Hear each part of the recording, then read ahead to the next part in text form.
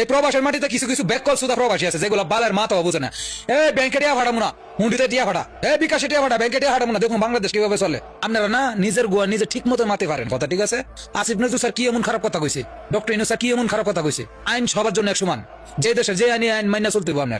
আপনার প্রবাসী দিকে কিছে মিয়া, আপনি প্রবাসী দিকে তো আপনার সম্মান করছে মিয়া। একজন প্রবাসী দেশে গেলে 2 মাসের বেশি থাকলে মোবাইল রেজিস্ট্রেশন করতে হইব, অর্থাৎ 2 মাস আপনি রেজিস্ট্রেশন সারাই চালাইতে পারবেন। এই আপনার বোনাস হিসাবে দিছে, 2 মাসে বেশি থাকলে আপনার রেজিস্ট্রেশন করতে হবে। রেজিস্ট্রেশন করলে কি এমন আপনার মহাভারত লস হয়ে যাবো, আপনার কি এমন খাসার হয়ে যাবো। আপনার দেশে সবাই যদি রেজিস্ট্রেশন করে মোবাইল চালাইতে পারে, তাহলে আপনার বাংলাদেশের নাগরিক প্রবাসী দিকে কিছে, আপনার প্রবাসী দিকে কি আপনার পাওয়া দেবে পানি দেন লাগবো? এই মিয়া রেমিটা ছড়াতে নেই, এটা কি দন করতে পারবে আপনি? কি আর বাদ বদর দেন রেমিটেন্স দেই আপনি গোটিয়া সারানি বাংলাদেশ চলে। আইলে আমি কথা বাতা কোন মিয়া এটি ব্যাকল করেছি। আমি আগেই বলেছি এর জন্ম কোনো সোজা রাস্তায় হয় নাই। এই শালা একটা কুলাঙ্গার দেড় বেটারি, যে আন্দোলনে দেশের সর্বস্তরের মানুষ সহ 1.5 কোটি প্রবাসীরা আন্দোলন করতেছে, সেই জায়গায় একজন প্রবাসী কুলাঙ্গার হয়ে এটার দালালি করতেছে। সন্তরে একটা কথা বলি, সব জায়গায় দালালি করতে আসিস না, তাদের একটা চাপাটিও থাকবে না।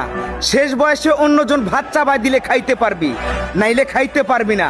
কথাটা মাথায় সেভ কর, বুঝোস না ব্যাপারটা?